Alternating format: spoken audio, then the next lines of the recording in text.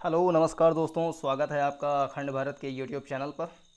इसमें हम 50 बहुत ही महत्वपूर्ण जो एंशियंट हिस्ट्री के प्रश्न हैं उनके बारे में डिस्कशन करेंगे। पूरी तरीके से ये हिंदी भाषा में रहेगा, जिसमें जो प्राचीन भारत है उसके जो महत्वपूर्ण 50 प्रश्न हो सकते हैं उसको हम देखेंगे। एमसीक्यू फॉर्म में है ये, और उसकी व्याख्या भी हम देखेंगे। तो बने रहिए, आप चाहें तो इसका नोट्स बना सकते हैं।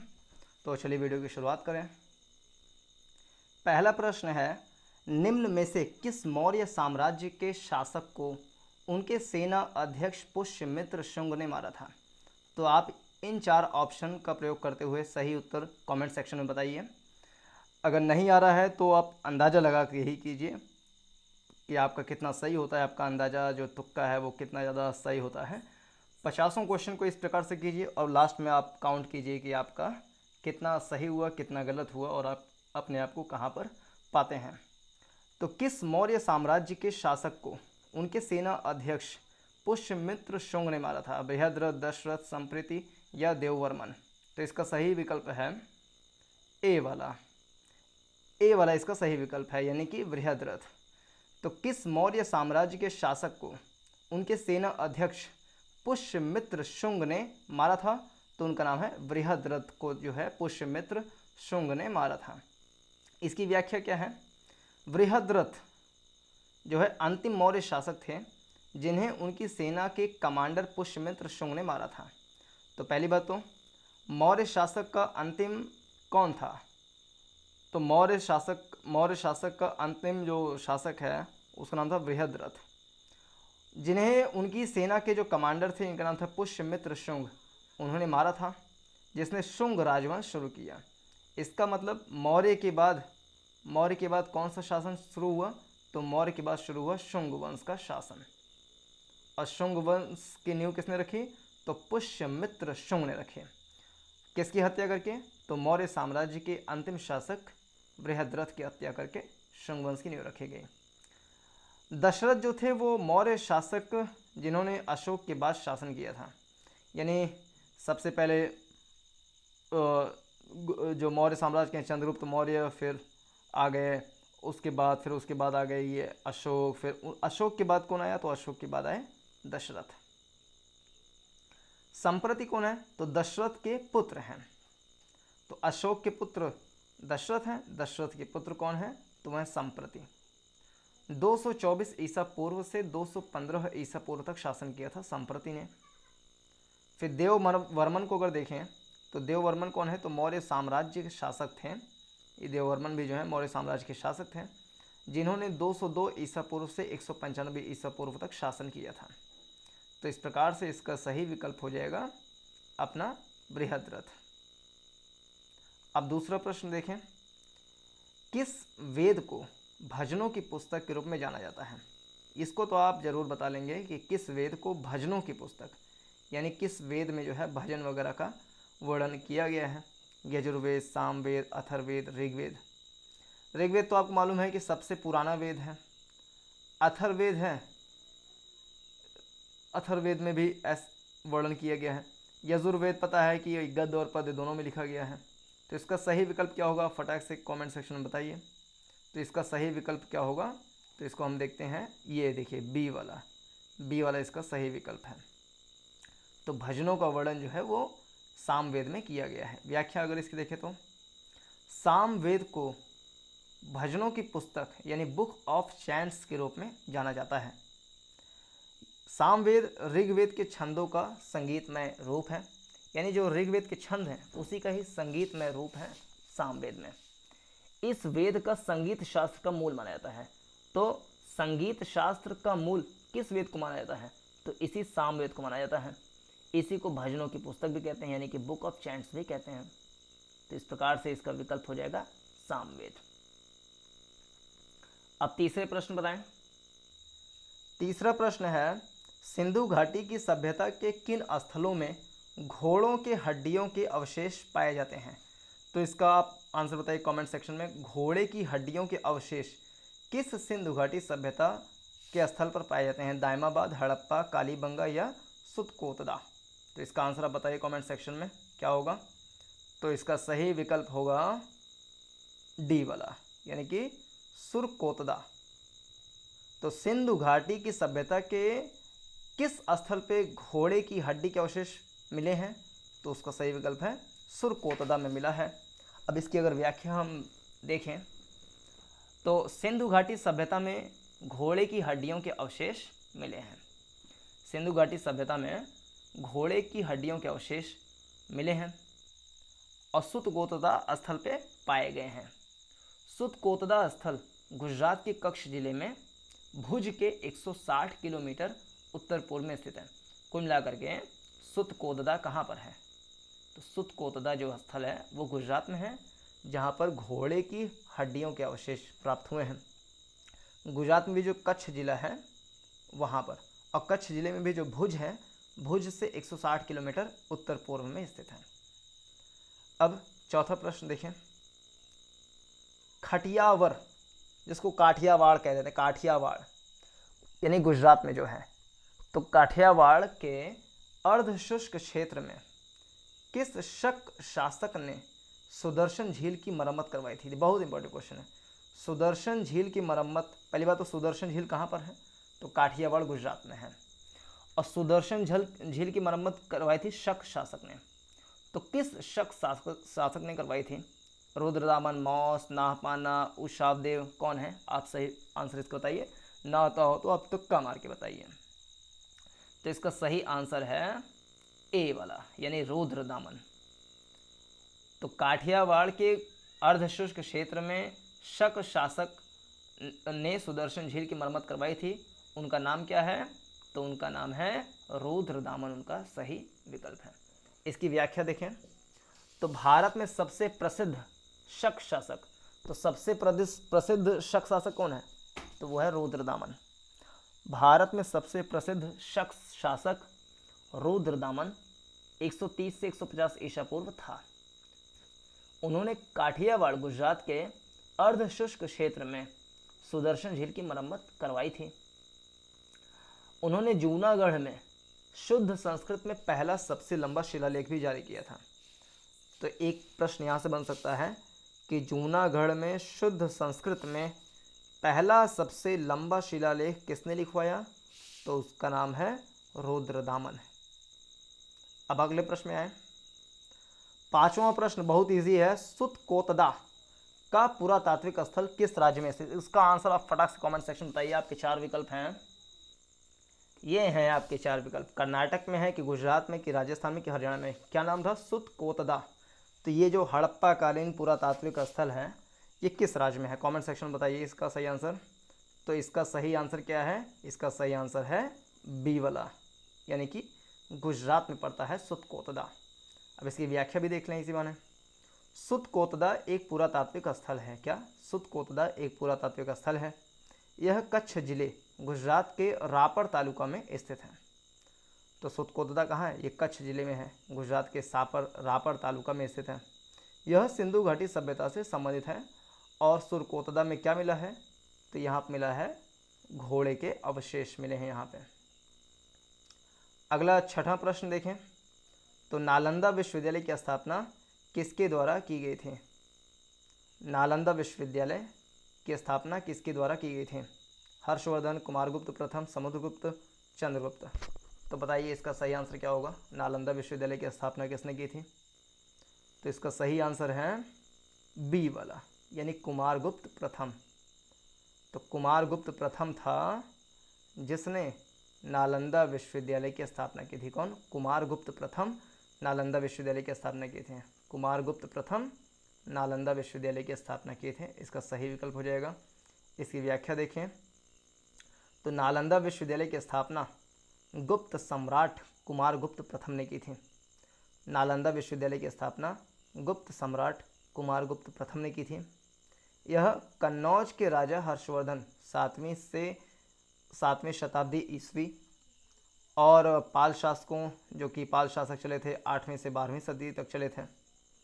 हर्षवर्धन का जो शासनकाल है वो 7वीं शताब्दी ईस्वी में रहा था। तो कन्नौज के राजा जो हर्षवर्धन थे और पाल शासक के साथ साथ विभिन्न विद्वानों द्वारा, विभिन्न शासकों द्वारा संरक्षित किया गया था यानी नालंदा विश्वविद्यालय को कन्नौज के राजा हर्षवर्धन ने, चाहे वो पाल शासक हों, इन लोगों ने उसको संरक्षित किया था। लेकिन बनवाया किसने था? तो कुमारगुप्त प्रथम ने बनवाया था। कुमारगुप्त प्रथम इसका सही आंसर हो जाएगा। अब 7वां प्रश्न देखिए, इसका बताइए क्या होगा आंसर। चिकित्सा और शल्य चिकित्सा पर एक प्राचीन संस्कृत पाठ है, तो क्या है? अर्थशास्त्र, रघुवंशम, सुश्रुत संहिता या अभिज्ञान शाकुंतलम? इसका सही विकल्प वीडियो पॉज करके कमेंट सेक्शन बताइए। चिकित्सा और शल्य चिकित्सा पर एक प्राचीन संस्कृत पाठ कौन सा है? तो इसका सही आंसर हो जाएगा अपना, सही आंसर क्या हो जाएगा? सी वाला इसका सही विकल्प हो जाएगा। यानी सुश्रुत संहिता जो है, सुश्रुत संहिता, ये चिकित्सा और शल्य चिकित्सा पर एक प्राचीन संस्कृत पाठ है। फिर से, सुश्रुत संहिता चिकित्सा और शल्य चिकित्सा पर एक प्राचीन संस्कृत में पाठ है। यानी सुश्रुत संहिता किस भाषा में लिखा हुआ है? तो संस्कृत भाषा में लिखा हुआ है। और ये किससे संबंधित है? तो ये चिकित्सा और शल्य चिकित्सा से संबंधित है। सुश्रुत एक प्राचीन भारतीय चिकित्सक थे। तो सुश्रुत कौन थे? क्या लेखक थे, क्या कवि थे, क्या थे? तो सुश्रुत एक चिकित्सक थे। उन्हें सुश्रुत संहिता के मुख्य लेखक के रूप में जाना जाता है। तो सुश्रुत ने लिखा था क्या? सुश्रुत संहिता। सुश्रुत संहिता चिकित्सा पर सबसे महत्वपूर्ण जीवित प्राचीन ग्रंथों में से एक है और इसे आयुर्वेद का एक मूलभूत पाठ माना जाता है।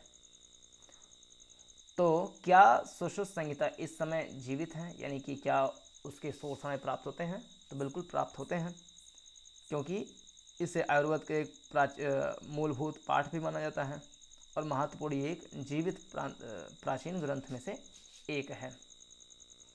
अब 8वें प्रश्न का जवाब दीजिए। वैदिक काल को पेंटेड ग्रेवियर के नाम से जाना जाता है, तो किसे जाना जाता है? ये 4 विकल्प हैं यहाँ पर। वैदिक काल को पेंटेड ग्रेवियर के नाम से जाना जाता है, तो कौन से वैदिक काल? जैसे वैदिक काल है तो पूर्व वैदिक काल, उत्तर वैदिक काल, यजुर्वैदिक काल, अथर्वैदिक काल, तो कौन से वैदिक काल को पेंटेड ग्रेवियर के नाम से जाना जाता है? तो इसका सही विकल्प हो जाएगा ए वाला, यानी कि पूर्व वैदिक काल, जो प्री वैदिक पीरियड है। प्री वैदिक पीरियड कब से कब तक चला था? तो ये 1500 से लेकर के 900 ईसा पूर्व तक चला था।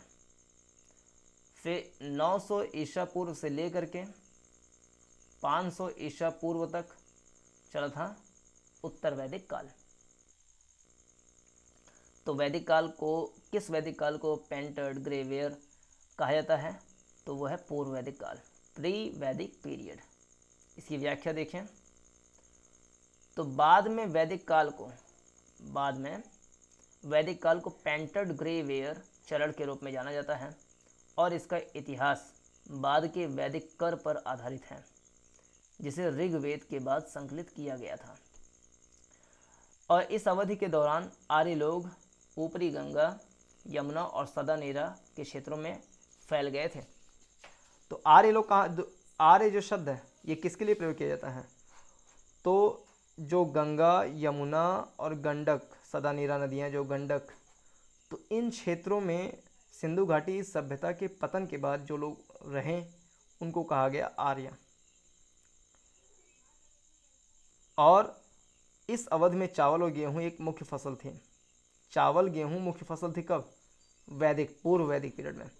वैदिक पीरियड के समय में जो लोहा है उसकी खोज हो गई थी, इसीलिए लोहे के औजार बनते थे, जिससे खेती में उत्पादन जो है बढ़ गया। यानी कि जो वैदिक काल है वो एक कह लें ग्रामीण प्रधान सभ्यता रही है, लेकिन सिंधु घाटी जो सभ्यता थी वो एक नगरीय सभ्यता थी।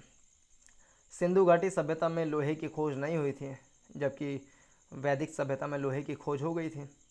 सिंधु घाटी सभ्यता में जो महिलाएं थीं उनका सम्मान था, उनकी पूजा होती थी, लेकिन वैदिक सभ्यता में महिलाओं की स्थिति जो है अच्छी नहीं थी, उनकी स्थिति बहुत ही खराब थी, शिक्षा में अवसर नहीं प्राप्त था, और जो तथाकथित निम्न जाति की महिलाएं थीं उनको तो और भी ज़्यादा अधिकार नहीं प्रोवाइड किए गए थे।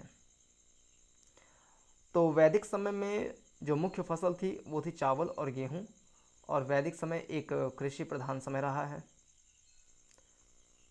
एक समाज वर्णों में विभाजित हो गया, यानी जो समाज था वो वर्णों में विभाजित हो गया और इंद्र और अग्नि ने अपना महत्व खो दिया।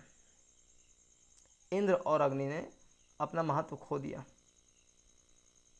और प्रजापति सर्वोच्च देवता बन गए। तो पूर्व वैदिक काल में जो है कौन था? प्रजापति प्रमुख देवता थे। इंद्र अग्नि ये भी प्रमुख देवता रहे थे, लेकिन बाद में जो है प्रजापति सर्वोच्च देवता बन गए। यानी प्री वैदिक में इंद्र और अग्नि का स्थान है, लेकिन लेटर वैदिक पीरियड में प्रजापति का सर्वोच्च स्थान था। चलिए 9वें प्रश्न का जवाब दीजिए। ऋग्वेद के अनुसार कौन सी नदी सर्वाधिक पवित्र नदी है? तो ऋग्वेद में किस नदी को सर्वाधिक पवित्र नदी कहा गया है? आपके विकल्प हैं गंगा है, सरस्वती, सिंधु, यमुना। इन 4 नदियों में से ऋग्वैदिक समय में किस नदी को सबसे ज़्यादा पवित्र माना गया है? इसका आप आंसर कमेंट सेक्शन में ज़रूर दीजिए। जल्दी फटाफट लिखिए, फिर मैं इसका सही विकल्प बताता हूँ। जल्दी से आप इसका आंसर कमेंट सेक्शन में लिखिए कि ऋग्वैदिक समय में सबसे पवित्र नदी किसे माना गया था। तो इसका सही विकल्प सुनेंगे तो आप चौंक जाएंगे। इसका सही विकल्प है बी, यानी कि सरस्वती नदी को जो है सबसे पवित्र नदी माना गया था ऋग्वैदिक समय में। इसकी व्याख्या देखें। ऋग्वेद के अनुसार सबसे पवित्र नदी कौन थी? तो सरस्वती नदी थी। और सबसे ज़्यादा उल्लेखनीय नदी कौन सी थी? तो सिंधु नदी। तो 2 चीज़, सबसे पवित्र नदी ऋग्वेद में किसे माना गया? तो सरस्वती को माना गया। और सबसे ज़्यादा बार किस नदी का उल्लेख किया गया है? तो सिंधु नदी का उल्लेख किया गया है। किसमें? ऋग्वेद में। ऋग्वेद में सबसे पवित्र नदी सरस्वती है और सबसे ज़्यादा बार किसका उल्लेख है? तो सिंधु नदी का उल्लेख है। सरस्वती नदी का ऋग्वैदिक नाम क्या था?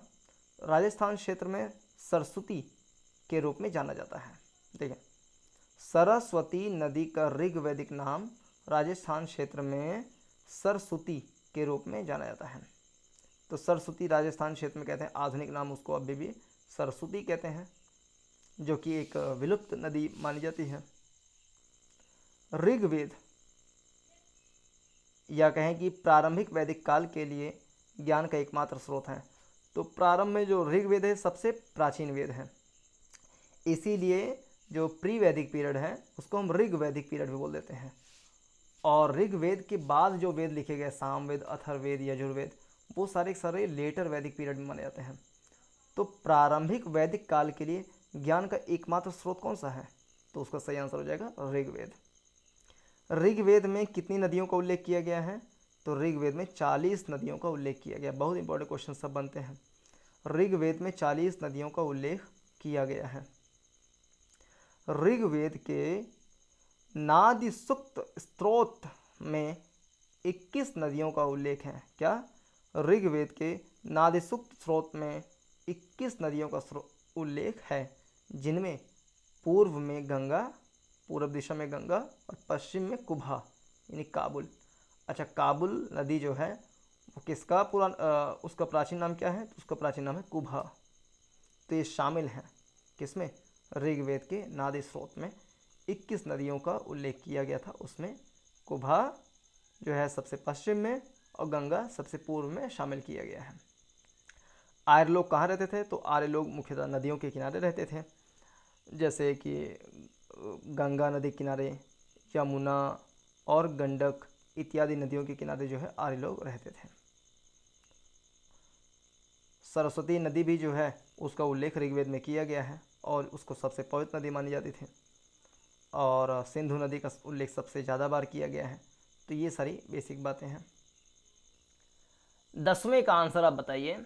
उदयन, क्या उदयन ने गंगा और सोन नदी के संगम पर, किसके? गंगा और सोन नदी के संगम पर किस शहर की स्थापना की थी?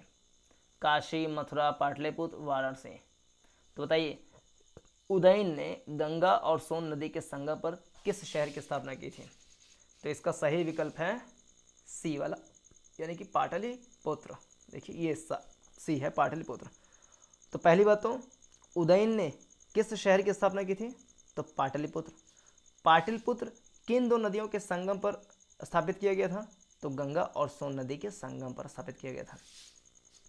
इसकी व्याख्या देखें तो उदयन ने दो नदियों सोन और गंगा के संगम पर पाटलिपुत्र शहर की नींव रखी थी। उदयन को उदयभद्र के नाम से भी जाना जाता है। ठीक है, तो उदयभद्र के नाम से किसे जाना जाता है? उदयन को जाना जाता है। वह प्राचीन भारत में मगध का एक राजा था। तो उदयन कहाँ का राजा था? तो उदयन जो है मगध का राजा था। बौद्ध और जैन के अनुसार वह हर्यक राजा था। क्या? हर्यक वंश का राजा था। तो वह हर्यक राजा अजातशत्रु का पुत्र और उत्तराधिकारी था। तो उदयन, या हम कहें कि अजातशत्रु का पुत्र कौन था? तो वो था उदयन। और उदयन ने ही गंगा और सोन नदी के संगम पर पाटलिपुत्र शहर की स्थापना की थी। किसने? उदयन ने। तो ये सारे के सारे अपने हो गए। अब हम जो है एक प्रश्न को लेते हैं अभ्यास के लिए। आप इस प्रश्न को जो है कमेंट सेक्शन में इसको आप अटेम्प्ट कीजिए। इसका आंसर हम नेक्स्ट वीडियो में बताएंगे। किस नदी के तट पर महावीर को आत्मज्ञान प्राप्त हुआ? तो ऋजुपलिका, सरस्वती, कृष्णा, रावी। इसका आंसर आप कमेंट सेक्शन में बताइए क्या है। किस नदी के तट पर महावीर को आत्मज्ञान प्राप्त हुआ था? सही आंसर सेकेंड वीडियो में बताएंगे। उस वीडियो को देखने के लिए आप चैनल को सब्सक्राइब भी कर लीजिए ताकि आपको उसका नोटिफिकेशन मिल जाए। और प्राचीन इतिहास, मध्यकालीन इतिहास या कोई भी सब्जेक्ट से रिलेटेड पूरी तैयारी के लिए यूपीएससी और स्टेट पीसीएस की तैयारी के लिए, स्टेट पीसीएस में मुख्य रूप से जो यूपी पीसीएस है उसकी तैयारी के लिए आप चैनल को सब्सक्राइब कर लीजिए ताकि आपको सारे के सारे जो महत्वपूर्ण विषय के ऊपर डिस्कशन होना चाहिए वो आपको मिलता रहे। तो चैनल को सब्सक्राइब कीजिए, दोस्तों के साथ शेयर भी कीजिए। पूरा देखने के लिए बहुत बहुत धन्यवाद। नमस्कार, जय हिंद।